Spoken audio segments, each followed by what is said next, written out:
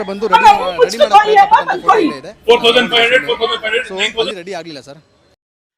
ಓಲಾ ಬಗ್ಗೆ ಈ ರೀತಿ ವಿಡಿಯೋಗಳನ್ನು ನೀವು ಇತ್ತೀಚೆಗೆ ಸೋಷಿಯಲ್ ಮೀಡಿಯಾದಲ್ಲಿ ನೋಡಿರ್ತೀರಾ. ಇನ್ಸ್ಟಾಗ್ರಾಮ್ನಲ್ಲಿ ಸೋನು ಗೌಡಗಿಂತ ಹಾಗೆಯೇ ಯೂಟ್ಯೂಬ್ನಲ್ಲಿ ಡಾಕ್ಟರ್ ಬ್ರೋಗಿಂತ ಈ ವಿಡಿಯೋಗಳೇ ಟ್ರೆಂಡ್ನಲ್ಲಿರೋದು. TVS ಇಲ್ಲ ಬಜಾಜ್ ಇಲ್ಲ ಹೀರೋ ವೀಡಾ ಕಂಪ್ನಿ ಗಾಡಿ ತಗೊಂಡವರು ಇನ್ನೂ 4 ಜನಕ್ಕೆ ಈ ಗಾಡಿ ತಗೊಳ್ಳಿ ಅಂತ ರೆಕಮೆಂಡ್ ಮಾಡಿದರೆ, ಅದೇ ಓಲಾ ಗಾಡಿ ತಗೊಂಡವರು 4 ಜನನ ಸೇರಿಸ್ಕೊಂಡು ಹೋಗಿ ಶೋರೂಮ್ನಲ್ಲಿ ಜಗಳ ಆಡ್ತಾ ಇದ್ದಾರೆ. ನಾವು ಇಲ್ಲಿ ಮಾತಾಡ್ತಿರೋದು ಈ ದೇಶದ ಅತಿ ದೊಡ್ಡ 3 ಕಂಪನಿಯ ಬಗ್ಗೆ. ಅದೇ TVS, ಬಜಾಜ್ ಮತ್ತು ಹೀರೋ ವೀಡಾ.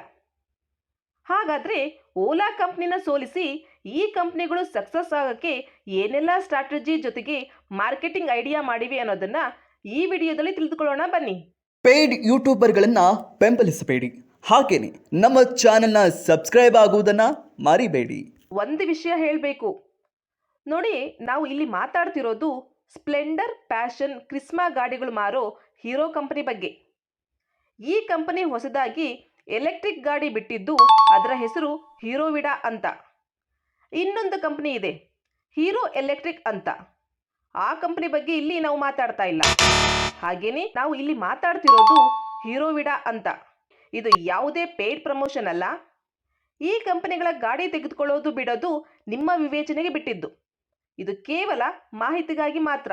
ಇಲ್ಲಿ ಶಾಕಿಂಗ್ ಆಗಿರೋ 3 ವಿಷಯ ಹೇಳ್ತೀನಿ, ಕೇಳಿಸ್ಕೊಳ್ಳಿ.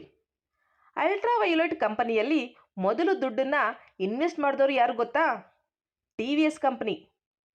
ಏಥರ್ ಕಂಪನಿಯಲ್ಲಿ ಅತಿ ಹೆಚ್ಚಿನ ಷೇರು ಇರೋದು ಯಾರ್ದು ಗೊತ್ತಾ?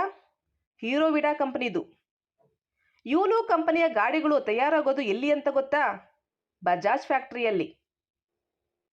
ಹಾಗಾದರೆ ಇಷ್ಟು ದೊಡ್ಡದಾದ ಈ ಕಂಪನಿಗಳು ಯಾವ ಯಾವ ಕಂಪನಿಯಲ್ಲಿ ಇನ್ವೆಸ್ಟ್ ಮಾಡಿವೆ ಅಂತ ನೋಡೋದಾದರೆ, ಹೀರೋ ವೀಡಾ ಕಂಪನಿ ಏಥರ್ ಕಂಪನಿಯಲ್ಲಿ ಇನ್ವೆಸ್ಟ್ ಮಾಡಿ 42% ಷೇರು ಖರೀದಿಸಿದೆ.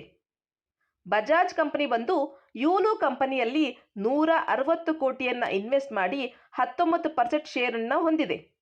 ಯೂಲು ಕಂಪನಿ ಬಂದು ಎಲೆಕ್ಟ್ರಿಕ್ ಗಾಡಿಗಳನ್ನು ಬಾಡಿಗೆಗೆ ಕೊಡುವ ಕಂಪನಿ. ಈ ಕಂಪನಿಯ ಗಾಡಿಗಳನ್ನು ಬೆಂಗಳೂರಿನಲ್ಲಿ ಡೆಲಿವರಿ ಬಾಯ್ಸ್ಗಳು ಜಾಸ್ತಿ ಬಳಸ್ತಾರೆ. TVS ಕಂಪನಿ ಬಂದು ಅಲ್ಟ್ರಾ ವೈಲೆಟ್ ಮತ್ತು ಸಿಂಗಪೂರಿನ ಅಯಾನ್ ಮೊಬಿಲಿಟಿ ಅನ್ನೋ ಕಂಪನಿಯಲ್ಲಿ ಇನ್ವೆಸ್ಟ್ ಮಾಡಿದೆ.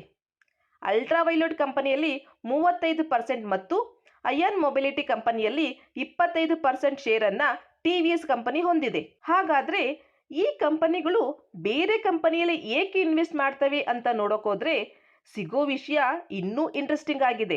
ಮೊದಲನೇ ಕಾರಣ ಟೆಕ್ನಾಲಜಿ. ಈಗ ಹೀರೋ ಕಂಪನಿ ಏಥರ್ ಕಂಪನಿಯಲ್ಲಿ ಇನ್ವೆಸ್ಟ್ ಮಾಡಿದರೆ, ಈಗ ಏಥರ್ ಕಂಪನಿ ಬಳಿ ಇರೋ ಎಲ್ಲ ಟೆಕ್ನಾಲಜಿಗಳನ್ನು ಹೀರೋ ಕಂಪನಿ ಜೊತೆ ಶೇರ್ ಮಾಡಿಕೊಳ್ಬೇಕು. ಉದಾಹರಣೆಗೆ ಏಥರ್ ಕಂಪನಿ ರಿಸರ್ಚ್ ಮಾಡಿ ಡೆವಲಪ್ ಮಾಡೋ ಪ್ರತಿಯೊಂದು ಟೆಕ್ನಾಲಜಿ ಕೂಡ ಹೀರೋ ಕಂಪನಿಯೊಂದಿಗೆ ಶೇರ್ ಮಾಡಿಕೊಳ್ಬೇಕು. ಇದೇ ರೀತಿ ಯೂಲು ಕಂಪನಿಯವರು ಬಳಿ ಇರುವ ಟೆಕ್ನಾಲಜಿನ ಬಜಾಜ್ ಕಂಪನಿಯೊಂದಿಗೆ, ಹಾಗೆಯೇ ಅಲ್ಟ್ರಾ ವಯೋಲೆಟ್ ಕಂಪನಿ ಬಳಿ ಇರುವ ಟೆಕ್ನಾಲಜಿನ TVS ಕಂಪನಿಯೊಂದಿಗೆ ಶೇರ್ ಮಾಡಿಕೊಳ್ಬೇಕು. ಇದರಿಂದ ಈ ಕಂಪನಿಗಳಿಗೆ ಯಾವುದೇ ಹೆಚ್ಚಿನ ಖರ್ಚಿಲ್ಲದೆ ತಕ್ಷಣ ಟೆಕ್ನಾಲಜಿ ಸಿಗುತ್ತೆ. ಎರಡನೇದು ಡೇಟಾ. ಒಂದು ಮಾತಿದೆ, ಡೇಟಾ ಈಸ್ ವೆಲ್ತ್ ಅಂತ. ಹಾಗಂದ್ರೆ ಡೇಟಾನೇ ಆಸ್ತಿ ಅಂತ. ಈ ಫೇಸ್ಬುಕ್, ಗೂಗಲ್, ಟ್ವಿಟರ್ ಅಷ್ಟೇ ಯಾಕೆ, ನೀವು ಈ ವಿಡಿಯೋ ನೋಡ್ತಿರೋ ಯೂಟ್ಯೂಬ್ ಕೂಡ ದುಡ್ಡು ಮಾಡೋದು ನಿಮ್ಮ ಖಾಸಗಿ ಡೇಟಾಗಳನ್ನು ಮಾರಿನೇ. ಇವತ್ತಿನ ಆಧುನಿಕ ಜಗತ್ತಿನಲ್ಲಿ ಡೇಟಾಗೆ ದುಡ್ಡು. ಒಂದು ಇಂಟರ್ವ್ಯೂನಲ್ಲಿ either company owner Tarun Mehta ಹೇಳ್ತಾರೆ, ನಮ್ಮ ಬಳಿ ಈಗಾಗಲೇ ಭಾರತ ದೇಶದ ಜನರ ಕೋಟಿಗಟ್ಟಲೆ ಡೇಟಾ ಇದೆ ಅಂತ. ಭಾರತದಲ್ಲಿ ಜನ ಯಾವಾಗ ಗಾಡಿ ತಗೋತಾರೆ, ಯಾವ ರೀತಿ ಗಾಡಿ ತಗೋತಾರೆ, ಸಾಲದಲ್ಲಿ ತಗೋತಾರಾ ಇಲ್ಲ ಕ್ಯಾಶ್ನಲ್ಲಿ ತಗೋತಾರಾ, ದಿನಕ್ಕೆ ಎಷ್ಟು ಸಲ ಚಾರ್ಜ್ ಮಾಡ್ತಾರೆ, ಎಷ್ಟು ಸ್ಪೀಡಾಗಿ ಓಡಿಸ್ತಾರೆ, ಯಾವ ಊರಿನಲ್ಲಿ ಹೆಚ್ಚು ಗಾಡಿ ಮಾರಾಟ ಆಗುತ್ತೆ, ಎಲ್ಲಿ ರಸ್ತೆಗಳು ಚೆನ್ನಾಗಿದೆ, ಯಾವ ಊರಿನಲ್ಲಿ ಯಾವ ರೀತಿ ಗಾಡಿ ತಗೋತಾರೆ, ಈ ರೀತಿ ಕೋಟಿಗಟ್ಟಲೆ ಡೇಟಾ ಇದೆ. ಈ ಡೇಟಾಗಳು ಹೀರೋ ಕಂಪ್ನಿಗೂ ಕೂಡ ಸಿಗುತ್ತೆ. ಅದೇ ಯೂಲು ಕಂಪನಿ ಬಳಿ 40,000 ಗಾಡಿ ಇದೆ. ಪ್ರತಿದಿನ 1 ಲಕ್ಷಕ್ಕೂ ಹೆಚ್ಚು ಜನ ಈ ಗಾಡಿನ ಬಾಡಿಗೆಗೆ ತಗೊಂಡು ಉಪಯೋಗಿಸ್ತಾರೆ. ಅಷ್ಟೂ ಜನರ data Yulu company Bajaj ಕಂಪನಿಯೊಂದಿಗೆ share ಮಾಡಿಕೊಳ್ಳುತ್ತೆ. ಆದ್ದರಿಂದ ಈ ಕಂಪನಿಗಳಿಗೆ ಕೂತು ಜಾಗದಲ್ಲೇ ಡೇಟಾ ಸಿಗುತ್ತೆ. ಮೂರನೇದು ಎಕ್ಸ್ಪೆರಿಮೆಂಟ್. ಉದಾಹರಣೆಗೆ ನಿಮಗೆ ಜ್ಞಾಪಕ ಇರಬೇಕು, 2010ರಲ್ಲಿ ಮುಂಬೈನಲ್ಲಿ ಟಾಟಾ ಕಂಪನಿಯ ನ್ಯಾನೋ ಕಾರಿಗೆ ನಡು ರಸ್ತೆಯಲ್ಲೇ ಬೆಂಕಿ ಬಿತ್ತು. ಇದು ಕೇವಲ ಒಂದು ಟಾಟಾ ನ್ಯಾನೋ ಕಾರಿಗೆ ಬೆಂಕಿ ಬಿದ್ದಿದ್ದಲ್ಲ, ಪೂರ್ತಿ ಟಾಟಾ ಕಂಪನಿಗೆ ಬೆಂಕಿ ಬಿದ್ದಿದ್ದು. ಯಾಕೆಂದರೆ ಈ ಫೈರ್ ಇನ್ಸಿಡೆಂಟ್ ಆದಮೇಲೆ ಜನ ನ್ಯಾನೋ ಕಾರನ್ನು ತಗೊಳ್ಳೋದೇ ಇಲ್ಲ. ಇದರಿಂದ ಪ್ರಪಂಚದಲ್ಲೇ ಅತಿ ಕಡಿಮೆ ಕಾಸಿನ ಕಾರು ಅಂತ ಬಂದ ನ್ಯಾನೋ ಫೇಲ್ ಆಯಿತು.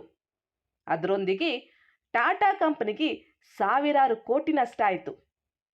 ಇದಾದ ಮೇಲೆ ಟಾಟಾ ಕಂಪನಿ ವಾಪಸ್ಸು ಸುಧಾರಿಸಿಕೊಳ್ಳಲು 9 ವರ್ಷ ತಗೊಂತು. ಈ ಭಯ ಈಗ ಎಲ್ಲ ಕಂಪನಿಗಳಿಗೂ ಇದೆ. ಉದಾಹರಣೆಗೆ 16 ದೇಶದಲ್ಲಿ ತನ್ನ ಗಾಡಿಗಳನ್ನು ಮಾರಾಟ ಮಾಡೋ ಬಜಾಜ್ ಕಂಪನಿಯ ಇವತ್ತಿನ ಮಾರ್ಕೆಟ್ ವ್ಯಾಲ್ಯೂ 1 ಲಕ್ಷ ಕೋಟಿ ಇದೆ. ನಾಳೆ ಬಜಾಜ್ ಕಂಪನಿಯ ಒಂದು ಎಲೆಕ್ಟ್ರಿಕ್ ಗಾಡಿಗೆ ಬೆಂಕಿ ಬೀಳ್ತು ಅಂದರೆ ಪೂರ್ತಿ ಬಜಾಜ್ ಕಂಪನಿ ಮೇಲೆ ಕೆಟ್ಟ ಹೆಸರು. ಅಷ್ಟೇ ಅಲ್ಲದೆ ಜನ ಕೂಡ ಬಜಾಜ್ ಗಾಡಿಗಳನ್ನು ತಗೊಳ್ಳೋ ಮುಂಚೆ ಒಂದು ಸಾರಿ ಯೋಚನೆ ಮಾಡ್ತಾರೆ. ಅದಕ್ಕೆ ಈ ಕಂಪ್ನಿಗಳು ಏನು ಮಾಡ್ತಾರೆ ಅಂದರೆ ಯೂಲು ಥರ ಸಣ್ಣ ಪುಟ್ಟ ಕಂಪನಿಗಳ ಮೇಲೆ ಇನ್ವೆಸ್ಟ್ ಮಾಡಿ ಅವರ ಮೂಲಕ ಎಕ್ಸ್ಪೆರಿಮೆಂಟ್ ಮಾಡ್ತಾರೆ. 1 ಲಕ್ಷ ಕೋಟಿ ಬೆಲೆ ಬಾಳೋ ಬಜಾಜ್ ಕಂಪ್ನಿ ಯೂಲು ಕಂಪನಿಯಲ್ಲಿ ಕೇವಲ 160 ಕೋಟಿನ ಹೂಡಿಕೆ ಮಾಡಿದೆ. ಎಕ್ಸ್ಪೆರಿಮೆಂಟ್ ಸಕ್ಸಸ್ ಆದರೆ ಆ ಟೆಕ್ನಾಲಜಿನ ಇಸ್ಕೊಂಡು ಈ ಕಂಪ್ನಿಗಳು ಗಾಡಿ ಬಿಡ್ತಾರೆ. ಇಲ್ಲ ಫೇಲ್ ಆಯಿತು ಅಂದರೆ ಏನು ಚಿಂತೆ ಇಲ್ಲ. 1 ಲಕ್ಷ ಕೋಟಿ ಬೆಲೆ ಬಾಳೋ ಕಂಪ್ನಿಗೆ 160 ಕೋಟಿ ಯಾವ ಲೆಕ್ಕ? ಇದು ಒಂದು ರೀತಿ ಇಲಿ ಮೇಲೆ ಪ್ರಯೋಗ ಮಾಡ್ದಂಗೆ. ಈಗ ಯೂಲು ಬಳಿ 40,000 ಗಾಡಿ ಇದೆ. ಪ್ರತಿದಿನ 1.5 ಲಕ್ಷ ಸಾರಿ ಬ್ಯಾಟ್ರಿ ಸ್ವಾಪ್ ಮಾಡ್ತಾರೆ. ನಾಳೆ ಏನಾದರೂ ಯೂಲು ಗಾಡಿಗೆ ಬೆಂಕಿ ಬಿದ್ದರೆ ಅದು ಯೂಲು ಕಂಪ್ನಿಗೆ ಕೆಟ್ಟ ಹೆಸರೇ ಹೊರತು ಬಜಾಜ್ಗಲ್ಲ. ಇದೇ ರೀತಿ ಏತರ್ ಗಾಡಿಗೆ ಏನಾದರೂ ಆದರೆ ಏತರ್ ಕಂಪ್ನಿಗೆ ಕೆಟ್ಟ ಹೆಸರೇ ಹೊರತು ಹೀರೋ ವಿಡಾ ಕಂಪ್ನಿಗೆ ಅಲ್ಲ. ಇನ್ನು ಅಲ್ಟ್ರಾವೈಲೆಟ್ ಗಾಡಿಗೆ ಏನಾದರೂ ಆದರೆ TVS ಕಂಪನಿಗೆ ಅದು ಏನೂ ಅಲ್ಲ.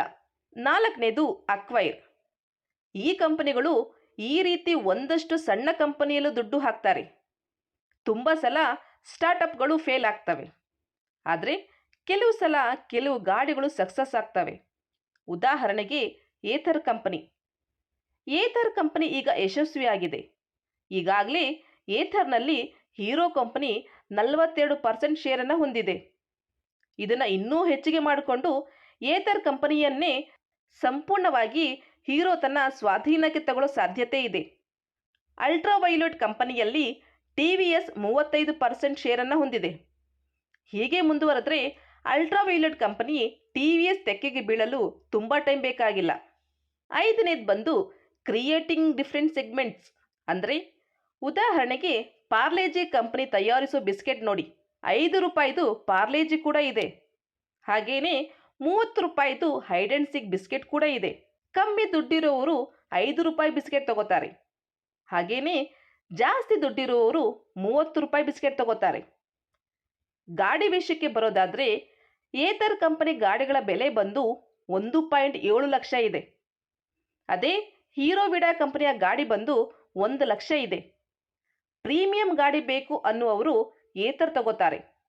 ಅದೇ ಕಮ್ಮಿ ದುಡ್ಡಿನಲ್ಲಿ ಗಾಡಿ ಬೇಕು ಅನ್ನುವರು ಹೀರೋ ವಿಡಾ ತಗೋತಾರೆ. ಎರಡರಲ್ಲಿ ಯಾವ ಗಾಡಿ ತಗೊಂಡ್ರೂ ಹೀರೋ ವಿಡಾ ಕಂಪ್ನಿಗೆ ಲಾಭ. ಅದೇ TVS ಕಂಪನಿಯವರು iQube ಹೆಸರಿನಲ್ಲಿ ಸ್ಕೂಟರ್ ಬಿಟ್ಟಿದ್ದಾರೆ.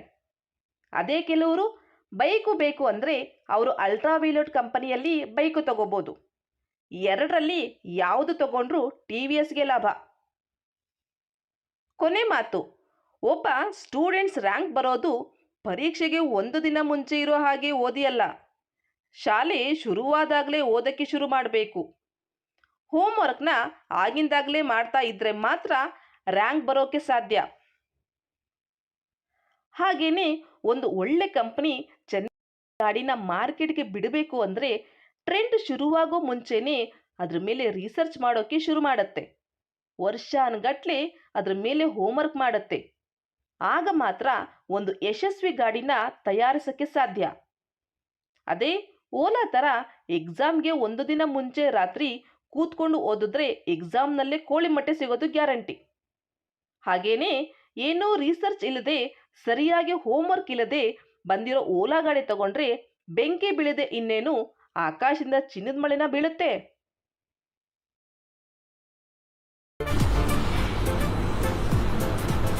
ಅಷ್ಟೇ.